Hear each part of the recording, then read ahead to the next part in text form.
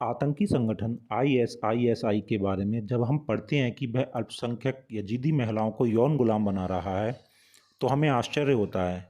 लेकिन आपको जानकर आश्चर्य होगा कि दिल्ली सल्तनत के सुल्तानों व मुगल बादशाहों ने भी बहुसंख्यक हिंदू महिलाओं को बड़े पैमाने पर यौन दासी यानी सेक्स स्लेव्स बनाया था। इसमें मुगल बादशाह शाहजहां का हरम सबसे अधिक बदनाम रहा, जिसके कारण दिल्ली का red light area GB road बसा। शाहजहां के हरम में 8,000 रखैलें थीं, जो उसके अब्बू जहांगीर से विरासत में मिली थीं। उसने अब्बू की संपत्ति को और बढ़ाया। उसने हरम की महिलाओं की व्यापक छटनी की तथा बुजुर्ग महिलाओं को भगाकर अन्य हिंदू परिवारों से जबरन महिलाएं लाकर हरम को बढ़ाता ही रहा।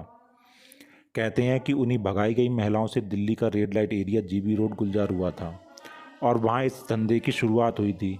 जबरन अगवा की हुई हिंदू महिलाओं की यौन गुलामी और यौन व्यापार को साधा प्रश्रय देता था और अक्सर अपने मंत्रियों और संबंधियों को पुरस्कार स्वरूप अनेकों हिंदू महिलाओं को उपहार में दिया करता था। यह शख्स यौनाचार के प्रति इतना आकर्षित और उत्साहित था कि हिंदू महिलाओं का मीना बाजार लगाया करता था। सुप्रसिद्ध यूरोपीय यात्री फ्रांकोइस बर्नियर ने अपनी किताब Travels in the Mughal Empire में इस विषय में टिप्पणी की थी कि महल में बार बार लगने वाले मीना बाजार, जहां अगवा कर लाई हुई सैकड़ों हिंदू महिलाओं का क्रय विक्रय हुआ करता था, राज्य द्वारा बड़ी संख्या में नाचने वाली लड़कियों की व्यवस्था और नपुंसक बनाए गए सैकड़ों लड़कों की हरमों में उपस्थिति शाहजहां की अनंत वासना के समाधान के लिए ही थी। शाहजहां को प्रेम की मिसाल के रूप में पेश किया जाता रहा है और किया भी क्यों ना जाए। 8,000 औरतों को अपने हरम में रखने वाला अगर किसी एक में ज़्यादा रुचि दिखाए तो वो उसका प्यार ही कहा जाएगा। आप यह जानकर हैरान हो जाएंगे कि मुमताज़ का नाम मुमताज़ महल था ही नहीं, बल्कि उसका असली नाम अर्जुमंद बानो बेगम था। और तो और जिस शाहजहां और मुमताज़ के प्यार की इतनी डींगें हाँकी जाती हैं, वो शाहजहां की ना तो पहली पत्नी थी और ना ही आखिरी। मुमताज़ शाहजहां की 7 बीवियों में चौथी थी। इसका मतलब है कि शाहजहां ने मुमताज़ से पहले 3 शादियां कर रखी थीं और मुमताज़ से शादी करने के बाद भी उसका मन नहीं भरा तथा उसके बाद भी उसने 3 शादियां और की। यहाँ तक कि मुमताज़ के मरने के 1 हफ्ते के अंदर ही उसकी बहन फरजाना से शादी कर ली थी, जिसे उसने रखैल बना कर रखा था, जिससे शादी करने से पहले ही शाहजहां को एक बेटा भी था। अगर शाहजहां को मुमताज़ से इतना ही प्यार था तो मुमताज़ से शादी करने के बाद भी शाहजहां ने 3 और शादियां क्यों की? शाहजहां की 7 बीवियों में सबसे सुंदर मुमताज़ नहीं बल्कि इशरत बानो थी। इशरत बानो उसकी पहली बीवी थी। शाहजहां से शादी करते समय मुमताज़ कोई कुंवारी लड़की नहीं थी, बल्कि वो भी शादीशुदा थी और उसका शौहर शाहजहां की सेना में सूबेदार था, जिसका नाम शेर अफगान खान था। शाहजहां ने शेर अफगान खान की हत्या कर मुमताज़ से शादी की थी। गौर करने लायक बात यह भी है कि 38 वर्षीय मुमताज़ की मौत कोई बीमारी या एक्सीडेंट से नहीं हुई थी, बल्कि 14वें बच्चे को जन्म देने के दौरान अत्यधिक कमजोरी के कारण हुई थी। यानी शाहजहां ने उसे बच्चा पैदा करने की मशीन ही नहीं बल्कि फैक्ट्री बनाकर मार डाला था। शाहजहां कामुकता के लिए इतना कुख्यात था कि कई इतिहासकारों ने उसे उसकी अपनी सगी बेटी जहांआरा के साथ संभोग करने का दोषी तक कहा है। शाहजहां और मुमताज़ महल की बड़ी बेटी जहांआरा बिल्कुल अपनी मां की तरह लगती थी। इसीलिए मुमताज़ की मृत्यु के बाद उसकी याद में शाहजहां ने अपनी ही बेटी जहांआरा को भोगना शुरू कर दिया था। जहांआरा को शाहजहां इतना प्यार करता था कि उसने उसका निकाह तक होने नहीं दिया। बाप बेटी के इस प्यार को देखकर जब महल में चर्चा शुरू हुई तो मुल्ला मौलवियों की एक बैठक बुलाई गई और उन्होंने इस पाप को जायज़ ठहराने के लिए एक हदीस का उदाहरण दिया और कहा, माली को अपने द्वारा लगाए गए पेड़ का फल खाने का हक होता है। इतना ही नहीं, जहांआरा के किसी भी आशिक को वह उसके पास फटकने तक नहीं देता था। कहा जाता है कि एक बार जहांआरा जब अपने एक आशिक के साथ इश्क लड़ा रही थी तो शाहजहां आ गया, जिससे डरकर वह हरम के तंदूर में छिप गया। शाहजहां ने तंदूर में आग लगवा दी थी और उस लड़के को वहीं जिंदा जला दिया था। दरअसल अकबर ने यह नियम बना दिया था कि मुगलिया खानदान की बेटियों की शादी नहीं होगी। इतिहासकार इसके लिए कई कारण बताते हैं। इसका परिणाम यह होता था कि मुगल खानदान की लड़कियां अपने जिस्मानी भूख मिटाने के लिए अवैध तरीके से दरबारी नौकर के साथ साथ रिश्तेदार, यहाँ तक कि सगे संबंधियों के सहारा लेती थीं। कहा जाता है कि जहांआरा अपने बाप के लिए लड़कियां भी फंसा कर लाती थी। जहांआरा की मदद से शाहजहां ने मुमताज़ के भाई शाइस्ता खान की बीवी से कई बार बलात्कार किया था। शाहजहाँ के राज ज्योतिषी की 13 वर्षीय ब्राह्मण लड़की को जहांआरा ने अपने महल में बुलाकर धोखे से नशा देकर बाप के हवाले कर दिया था, जिससे शाहजहाँ ने अपनी उम्र के 58वें वर्ष में उस 13 वर्ष की ब्राह्मण कन्या से निकाह किया था। बाद में इसी ब्राह्मण कन्या ने शाहजहाँ के कैद होने के बाद औरंगजेब से बचने और एक बार फिर से हवस की सामग्री बनने से खुद को बचाने के लिए अपने ही हाथों से अपने चेहरे पर तेजाब डाल लिया था। The legacy of Muslim rule in India के अनुसार शाहजहाँ सेकी मारा करता था कि वह तैमूर लंग का वंशज है, जो भारत में तलवार और अग्नि लाया था। उस उज्बेकिस्तान के जंगली जानवर तैमूर से और उसकी हिंदुओं के रक्तपात की उपलब्धि से वह इतना प्रभावित था कि उसने अपना नाम तैमूर द्वितीय रख लिया था। बहुत प्रारंभिक अवस्था से ही शाहजहाँ ने काफिरों यानी कि हिंदुओं के विरुद्ध युद्ध के लिए साहस व रुचि दिखाई थी। अलग अलग इतिहासकारों ने लिखा था, शहजादे के रूप में ही शाहजहाँ ने फतेहपुर सीकरी पर अधिकार कर लिया था और आगरा शहर में हिंदुओं का भीषण नरसंहार किया था। शाहजहाँ की सेना ने भयानक बर्बरता का परिचय दिया। हिंदू नागरिकों को घोर यातनाओं द्वारा अपने संचित धन को दे देने के लिए विवश किया गया और अनेकों उच्चकल की कुलीन हिंदू महिलाओं का सीलभंग किया गया था। 1632 में कश्मीर से लौटते समय शाहजहाँ को बताया गया कि अनेकों मुस्लिम बनाई गई महिलाएं घर वापसी करते हुए फिर से हिंदू हो गई हैं और उन्होंने हिंदू परिवारों में शादी कर ली है। शहंशाह के आदेश पर इन सभी हिंदुओं को बंदी बना लिया गया। उन सभी पर इतना आर्थिक दंड थोपा गया कि उनमें से कोई भुगतान नहीं कर सका।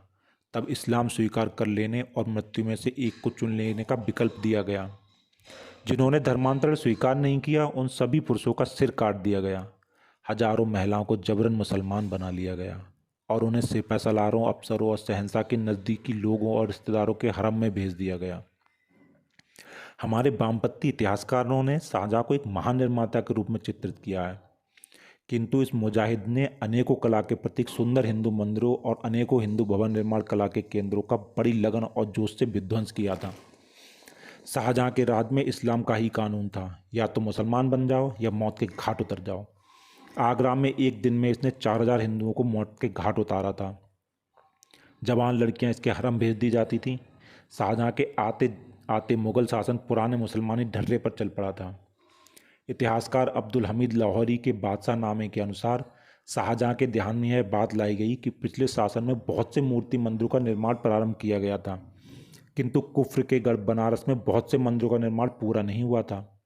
काफिर उनको पूरा करना चाहते थे। मजहब के रक्षक बादशाह सलामत ने आदेश दिया कि बनारस और उसके पूरे साम्राज्य में तमाम नए मंदिर विध्वंस कर दिए जाएं। इलाहाबाद के सूबे से सूचना आई कि बनारस में 76 मंदिर गिरा दिए गए हैं। यह घटना 1633 की है। हिंदू मंदिरों को अपवित्र करने और उन्हें ध्वस्त करने की प्रथा ने शाहजहाँ के काल में एक व्यवस्थित विकराल रूप धारण कर लिया था। 1634 में शाहजहाँ के सैनिकों ने बुंदेलखंड के राजा जुझार देव की रानियों, 2 पुत्रों, 1 पौत्र और 1 भाई को पकड़कर शाहजहाँ के पास भेजा। शाहजहाँ ने दुर्गा भान और दुर्जन साल नामक अवयस्क 1 पुत्र और पौत्र को जबरन मुसलमान बनवाया। एक वयस्क पुत्र उदयभान और भाई श्यामदेव का इस्लाम स्वीकार न करने के कारण वध करवा दिया गया। रानियों को हरम भेज दिया गया। गुलामी के लिए अथवा व्यभिचार के लिए इस मुस्लिम व्यवहार के विपरीत दुर्गादास राठौर ने औरंगजेब की पौत्री सफीउत्तुन्निसा और पौत्र बुलंद अख्तर को, जिन्हें औरंगजेब का पुत्र और शाहजहाँ का पौत्र शाहजादा अकबर उसके संरक्षण में छोड़ गया था, नियमानुसार इस्लाम की शिक्षा दिलाकर सम्मानपूर्वक औरंगजेब को 13 वर्ष के बाद, जब वह जवान हो गए थे, वापस कर दिया। यह इस्लाम और हिंदू धर्म की शिक्षा के कारण हुआ। यह 2 ऐतिहासिक उदाहरण हिंदू और मुसलमान मानसिकता के अंतर पर प्रकाश डालने के लिए पर्याप्त हैं। शाहजहाँ की धार्मिक नीतियाँ लगातार विवाद में रहीं। हिंदू माता की कोख से जन्मी ये संतान इस्लाम को लेकर ज़्यादा ही आग्रही थी। उसने हिंदुओं की तीर्थ यात्रा पर भारी कर लगाए, साथ ही कई ऐसे आदेश दिए जो हिंदुओं को परेशान करने वाले थे। 1634 ईस्वी में उन्होंने ही ये बात शुरू की कि अगर कोई हिंदू लड़की और मुस्लिम लड़का शादी करे तो ये शादी तब तक जायज़ नहीं होगी जब तक कि अगला पक्ष इस्लाम स्वीकार न कर ले। ये भी कहा जाता है कि हिंदुओं को मुसलमान बनाने के लिए इस मुग़ल बादशाह के राज में एक अलग विभाग बना हुआ था जो केवल यही बात सुनिश्चित करता था। इस बात का जिक्र कई जगहों पर मिलता है। अकबर ने उन किसानों के परिवारों को गुलाम बनाने और बेचने पर प्रतिबंध लगा दिया था जो सरकारी लगान समय से नहीं दे पाए थे। शाहजहाँ ने इस प्रथा को फिर से चालू कर दिया। किसानों को लगान देने के लिए अपनी स्त्रियों और बच्चों को बेचने पर मजबूर किया जाने लगा। किसानों को जबरन पकड़कर गुलामी से बचने के लिए मंडियों और मेलों में ले जाया जाता था। उनकी अभागी स्त्रियां और छोटे छोटे बच्चों के लिए रुदन करती चली जाती थीं। शाहजहां के आदेश थे कि इन हिंदू गुलामों और हिंदुओं के हाथ न बेचा जाए। मुसलमान मालिकों के पास गुलामों का अंततः मुसलमान हो जाना निश्चित था। शाहजहां ने जितने भी युद्ध किए उनमें कहीं भी उसने हिंदुओं के प्रति उदारता का प्रदर्शन नहीं किया, बस सदा उनके लिए क्रूर बना रहा, जिससे देश की बहुसंख्यक प्रजा उससे आतंकित रही। हिंदू इतने घृणित अनाचार को सहन नहीं कर सकता था, इसलिए उसे विद्रोही होना था और विद्रोही बनकर अपनी स्वतंत्रता का मार्ग प्रशस्त करना था। यही कारण था कि हिंदू ने इस अनाचारी बादशाह को और प्रेम के कथित पुजारी व्यभिचारी शासक से मुक्ति पाने हेतु उसे दर्जनों बार चुनौती दी और उसे सर्वथा एक असफल शासक बनाकर रख दिया। इतना असफल कि उसका अपनी संतान पर भी नियंत्रण नहीं रहा और एक दिन उसके अपने पुत्र औरंगजेब ने उसे जेल में डाल दिया। 1657 में शाहजहां बीमार पड़ा और उसी के बेटे औरंगजेब ने उसे उसकी बेटी जहांआरा के साथ आगरा के किले में बंद कर दिया। परंतु औरंगजेब ने अपने बाप की अय्याशी का पूरा इंतजाम रखा। अपने बाप की कामुकता को समझते हुए उसने अपने साथ 40 रखैलें शाही वेश्याएं रखने की इजाज़त दे दी और दिल्ली आकर उसने बाप की हजारों रखैलों में से कुछ गिनी चुनी औरतों को अपने हरम में डालकर बाकी सभी को किले से बाहर निकाल दिया। उन हजारों महिलाओं को भी दिल्ली के उसी हिस्से में पनाह मिली जिसे आज दिल्ली का red light area GB road कहा जाता है, जो उसके अब्बा शाहजहां की मेहरबानी से ही बसा और गुलजार हुआ था। शाहजहां की मृत्यु आगरे के किले में ही 22 जनवरी 1666 में 74 साल में हुई थी। बताया जाता है कि अत्यधिक कामोत्तेजक दवाएं खा लेने के कारण उसकी मौत हुई थी, यानी जिंदगी के आखिरी वक्त तक वो अय्याशी ही करता रहा। अब आप खुद ही सोचें कि क्यों ऐसे बदचलन और दुष्चरित इंसान को प्यार की निशानी बताकर महान बताया जाता है। अगर शाहजहां को अपनी बीबी के प्रति थोड़ा भी प्यार होता तो मुमताज़ के साथ शादी करने के बाद वो इतनी रखैलें न रखता और ना ही उनकी मौत के बाद उसकी बहन से शादी करता और ना ही पिता बेटी के पवित्र रिश्ते को कलंकित करता। क्या ऐसा बदचलन इंसान कभी किसी से प्यार कर सकता है?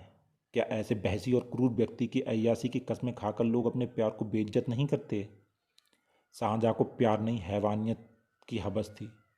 उसने अपने अहंकार और शरीर में जलती हवस की ज्वाला को शांत करने के लिए मुमताज़ से विवाह किया था, ना कि उसकी सुंदरता से। जिसने कभी औरतों की इज्जत ना की हो वो प्यार की इबादत को क्या समझेगा? इसलिए ताजमहल को मुमताज़ की याद का मकबरा कहना गलत होगा। दरअसल ताजमहल और प्यार की कहानी इसीलिए गढ़ी गई है कि लोगों को गुमराह किया जा सके और लोगों, खासकर हिंदुओं से छुपाई जा सके कि ताजमहल कोई प्यार की निशानी नहीं, बल्कि महाराज जयसिंह द्वारा बनवाया गया भगवान शिव का मंदिर तेजो महालय है। इतिहासकार पीएन ओक ने पुरातात्विक साक्ष्यों के जरिए बाकायदा इसे साबित किया है और इस पर पुस्तकें भी लिखी हैं। असलियत में मुगल इस देश में धर्मांतरण, लूट खसोट और अय्याशी ही करते रहे, परंतु नेहरू के आदेश पर हमारे इतिहासकारों ने इन्हें जबरदस्ती महान बनाया और ये सब झूठी धर्मनिरपेक्षता के नाम पर किया गया।